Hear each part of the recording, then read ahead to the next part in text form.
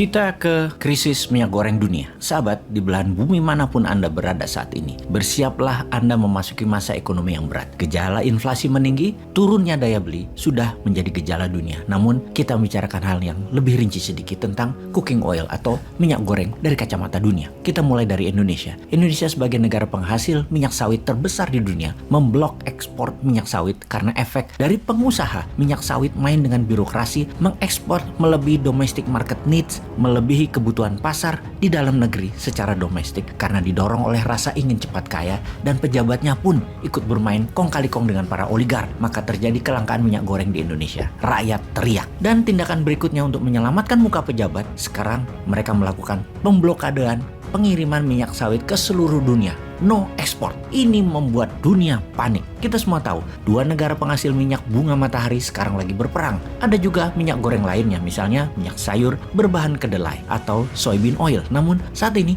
mereka lagi kena masalah dengan iklim yang ekstrim. Terlalu panas di beberapa tahun ini menyebabkan banyak kekeringan yang membuat banyak gagal panen. Juga canola oil mengalami masalah yang sama.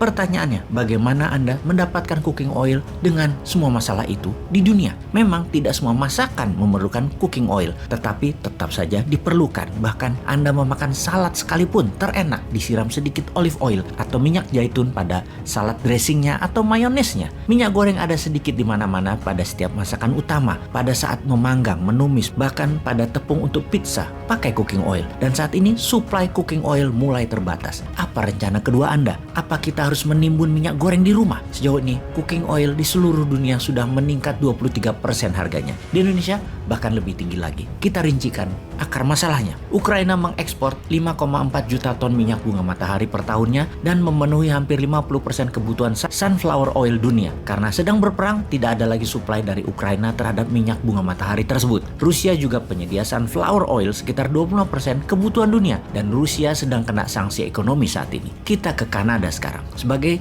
negara terbesar penghasil rapeseed oil, Kanada sedang terkena dampak cuaca ekstrim sehingga produksinya turun 26%. Kemudian kita ke Argentina, Brazil, dan Uruguay sebagai negara penghasil soybean oil. Dan negara-negara ini sedang berjuang karena masalah kekeringan yang parah hingga produksi mereka turun lebih dari 30% dalam 2 tahun terakhir. Malaysia, negara terbesar kedua penghasil minyak sawit, kekurangan tenaga kerja di kebun sawit sehingga menurun hasil produksinya. Untuk menambah keruwetan dunia, Indonesia melempar bensin di tengah bara api.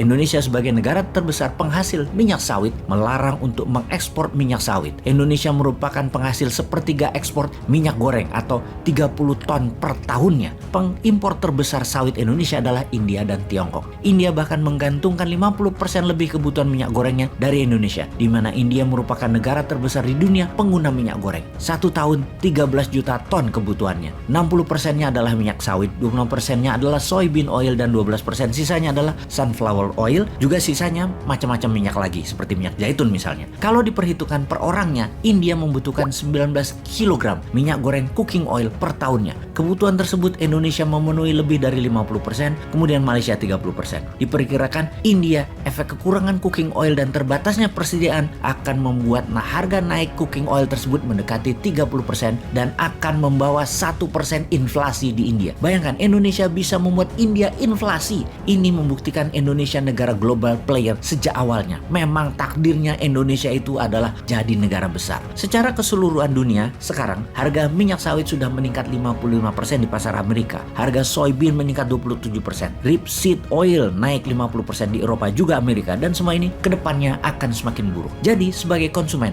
apa yang harus Anda lakukan? Menimbun minyak goreng di rumah? Karena di Eropa Barat saat ini, semua minyak goreng, sunflower oil, rapeseed oil, olive oil hanya boleh membeli tidak lebih 2 botol minyak goreng per orangnya. Semua sudah dibatasi. Ada lagi kemungkinan lain, di mana 15% cooking oil ini dipakai sebagai bahan bakar saat ini. Dulunya untuk menurunkan harga bensin, di mana harga minyak goreng sebagai penyeimbangnya. Sekarang jauh lebih mahal jadinya. Ini membuat dunia akan kekurangan 15% atas kebutuhan minyak sebagai bahan bakar.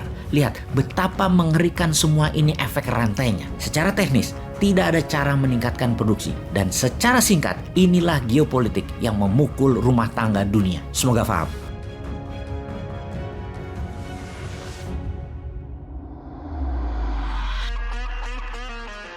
Ada yang belum di KPU